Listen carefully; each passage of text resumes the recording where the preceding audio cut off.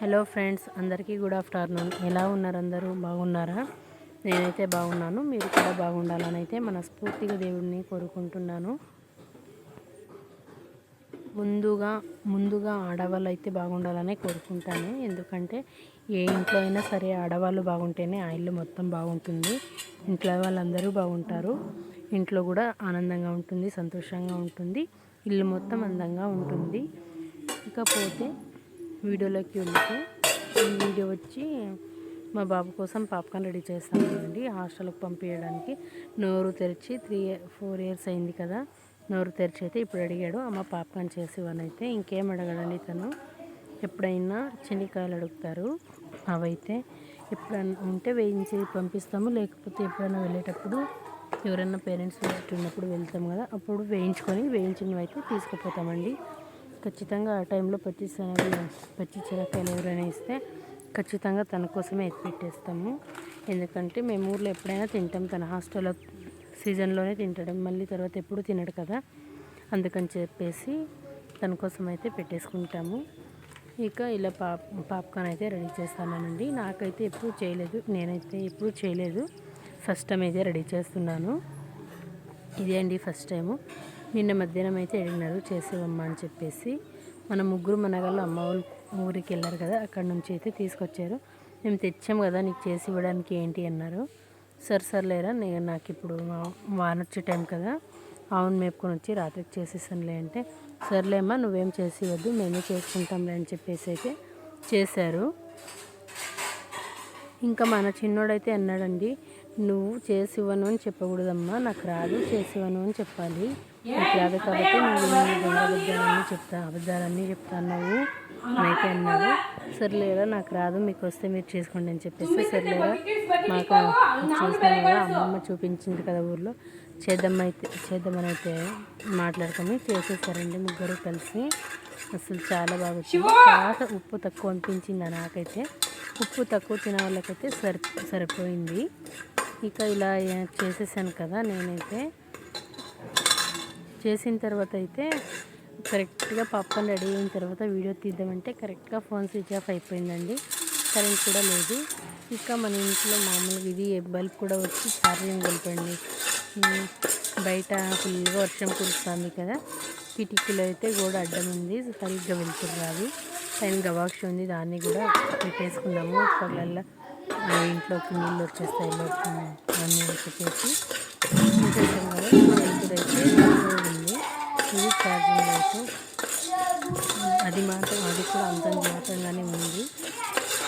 Current లేకపోతే అసలు మా ఇంట్లో ఉండలేమండి. ఉండేదే కిచెన్లో ఒకటి, 2 బెడ్రూమ్లో ఒకటి, 2 కిటికీలు ఉన్నాయి, 2 గవాక్షులు ఉన్నాయి. కానీ వాటిని మేము ఇప్పుడు వంటింట్లో అయితే తీసుకుంటాము, రూమ్లో అయితే పెట్టేసుకుంటాము.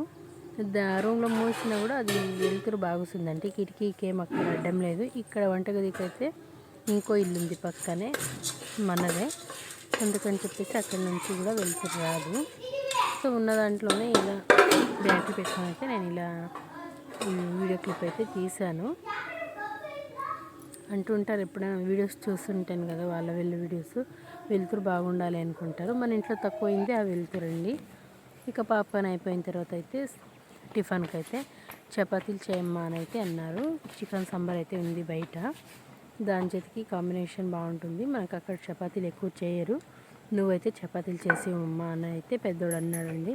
రెండోవాడైతే వద్దులేమ్మా దోశ చేసివు చాలు అన్నాడు. వద్దులేరా మళ్ళీ దోశ ఎప్పుడైనా చేస్తాను, మీరు ఇక్కడే ఉంటారు కదా. తను నోరు తెరిచి అడిగినాడు చపాతీలే చేసిస్తానని చెప్పేసి చపాతీలు అయితే చేసి ఇచ్చాను. నాకైతే చపాతీలు నిలబడుకొని చేసుకుంటానండి. ఈ ఒక్క చిన్న బండే నాకు వంట చేయడానికి, టిఫిన్లు చేయడానికి కానీ, వెజిటేబుల్స్ కట్ చేసుకోవడానికి కానీ, ఆ వీడియో తీసుకున్నందుకు కూడా ఈ చిన్న బండ పైన తీసాను. అందుకే అంత వీడియోస్ వచ్చి అంత క్లారిటీగా ఉండవు. మొన్న అయితే ఆన్లైన్లో స్టాండ్ బుక్ చేశాను, కానీ నాకు అది ఎందుకు బాగా అనిపించలేదు, అందుకే రిటర్న్ పెట్టేశాను. చూడాలి, ఒకటి ఆన్లైన్లో ఆర్డర్ పెట్టుకోవాలి. టిఫిన్ కూడా చేసేసాను కదా చపాతీలు. ఇక పిల్లలందరూ కలిసి వాళ్ళ నలుగురు కలిసి బయట అయితే కూర్చొని తినేశారు. తినేసిన తర్వాత లగేజ్ మొత్తం తెచ్చి బయటికి పెట్టేసుకున్నారండి. కారు వస్తుంది ఇంకేమి. వాళ్ళ కార్ వచ్చేసిందంటే వెళ్ళిపోతారు బయలుదేరి. ఒకసారి రోజు లేట్గా పిలుచుకుపోయే వాళ్ళు, ఇంకా లేట్గా వెళ్తే అక్కడ ఫైన్ కూడా కట్టాలంట ప్రిన్సిపల్ వాళ్ళకి. అమ్మ వద్దులేమ్మా, లాస్ట్ టైం అయితే ఫైన్ కట్టించుకున్నారు, ఎందుకులే ఎప్పుడున్నా వెళ్ళలేదే కదా, నేను వెళ్ళిపోతానమ్మా ఉండేది అని అయితే అన్నాడు. తను ఊరికి వస్తే అసలు నేను ఎందుకు వచ్చానా అంటాడండి. వాడు అసలు ఇష్టపడాడు ఊరికి రావడానికి, ఏదో 1 or 2 days ఉండడానికి ఇష్టపడతాడు అంతే. ఎక్కువ రోజులు ఉంటే మన ఇంట్లో పీక్కుని తింటాం కదా ఎప్పుడు, అందుకని చెప్పేసి నేను రాను అంటాడు. అందుకేరా బాగా చదువుకుంటే నువ్వు ఇంటికి రాకపోయినా పర్లేదని అయితే మేము ఎప్పుడు చెప్తూ ఉంటాము. ఇక కొడునంతగా మేమైతే కారు వచ్చేది లేట్ అయితే ముగ్గురం ఇలా కూర్చున్నామండి. వచ్చేసింది ఒక 5 నిమిషాలు 10 నిమిషాలు అట్లా కూర్చున్నాము. ఇంకా కారు వచ్చేసింది. వచ్చేసిన తర్వాత ఇలా అయితే లగేజ్ అంతా బ్యాగ్ పెట్టేసుకొని బయలుదేరినారండి. అదేమో హాస్టల్కి వెళ్తారంటే అసలు తెలియదు. నేను ఉన్నప్పుడు ఎంత తిట్టినా కూడా తను వెళ్ళేటప్పుడు అయితే చాలా ఏడుపు వచ్చేసింది. ఏడ్చేసానండి, ఎందుకంటే నాకు సర్జరీ అయిన తర్వాత మా పిల్లలే చాలా వరకు పనులు చేసి ఇచ్చారు నాకైతే. సమ్మర్ హాలిడేస్లో 2 months అయితే చాలా వరకు వాళ్ళే చేసి పెట్టారండి. అందుకే చాలా బాగా అనిపించింది.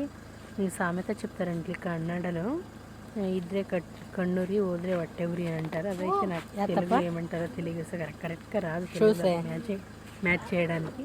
అందుకే నేనైతే కన్నడలో చెప్పాను. ఓకే ఫ్రెండ్స్, నా వీడియో మీకు ఎలా అనిపించిందో తప్పకుండా లైక్ చేయండి, కామెంట్ చేయండి, నా ఛానల్ని సబ్స్క్రైబ్ చేయండి. Thank you.